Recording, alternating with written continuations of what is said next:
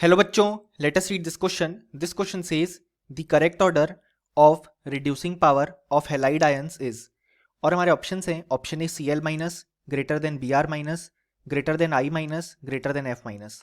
Option B Br minus greater than Cl minus greater than I minus greater than F minus. Option C Cl minus greater than I minus greater than Br minus greater than F minus. Option D I minus greater than Br minus greater than Cl minus greater than F minus. So इस question में हमसे halide ions की reducing power का correct order पूछा गया है. सो इस question को सॉल्व करने के लिए हमें जो की कॉन्सेप्ट रिक्वायर्ड है वो है reducing power of halide ions. So यहाँ पे हैलाइड आयंस के रिड्यूसिंग पावर समझने के लिए पहले हम उनकी ऑक्सीडाइजिंग प्रॉपर्टी की बात करेंगे. सो अगर हम ऑक्सीडाइजिंग प्रॉपर्टी ऑफ हेलोजेंस की बात करें सो F2 सबसे पावरफुल ऑक्सीडाइजिंग एजेंट है, then Cl2, then Br2 and then I2. अब यहाँ पे ये जो F2 है वो मोस्ट पावरफुल ऑक्सीडाइजिंग एजेंट है इन दी होल पेरियोडिक टेबल. अब यहाँ पे ऑक्सीडाइजिंग एजेंट की बात कर रहे हैं यानी कि वो खुद रिड्यूस होगा, यानी कि बेसिकली F2 दो इलेक्ट्रॉन एक्सेप्ट करके रिड्यूस होता है टू फॉर्म 2F माइनस.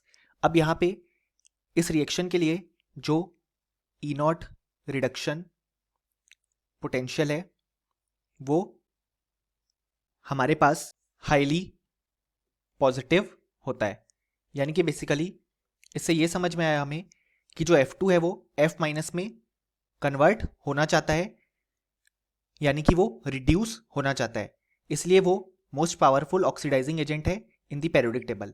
और इस तरीके से ये oxidising property down the group vary करती है. अब लेकिन क्वेश्चन में हमसे इसके जस्ट अपोजिट चीज की बात की गई है. हमसे पूछा गया है कि reducing power of halide ions क्या होगा. अब रिड्यूसिंग पावर का मतलब यहाँ पे जो हैलाइड आयंस है वो खुद ऑक्सीडाइज होंगे, यानी कि जो रिएक्शन होगी वो होगी हमारे पास F minus converting to F2 plus 2 electron, यानी कि 2 इलेक्ट्रॉन एक्सेप्ट करके F2 का फॉर्मेशन होगा. अब हम देख सकते हैं कि यहाँ पे जो F2 है वो F माइनस बनाना चाहता है और उसका जो इस रिएक्शन का रिडक्शन पोटेंशियल वो हाईली पॉजिटिव है, यानी कि F2 पूरी तरीके से F माइनस में कन्वर्ट होना चाहता है. सो उसके लिए जो रिड्यूसिंग पावर होगी वो सबसे कम हो जाएगी, क्योंकि वो बिल्कुल भी F2 के स्टेट में नहीं रहना चाहता है. और अगर हम I2 की बात करें तो वो सबसे कम I माइनस में जाना चाहता है, क्योंकि उसकी जो ऑक्सीडाइजिंग प्रॉपर्टी है वो सबसे कम है, यानी कि वो I2 के स्टेट में ही रहना चाहता है, यानी कि बेसिकली वो चाहता है कि वो I माइनस से I2 फॉर्म करे.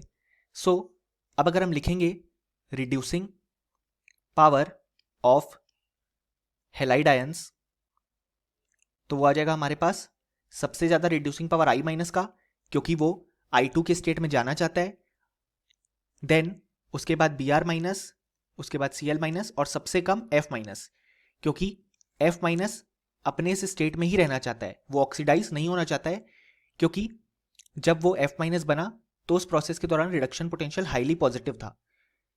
इसलिए हमारे पास ये ऑर्डर आएगा for the reducing power of halide ions. So हम देख सकते हैं कि जो करेक्ट ऑप्शन हो जाएगा वो जाएगा ऑप्शन डी, क्योंकि हमारे फाइनल रिजल्ट से मैच करता है, और option A, B and C incorrect हो जाएंगे. सो फाइनली हमें बोल सकते हैं कि इस क्वेश्चन का हमारे पास जो करेक्ट आंसर आ गया वो आ गया option D. Hope you understood it well. Best of luck.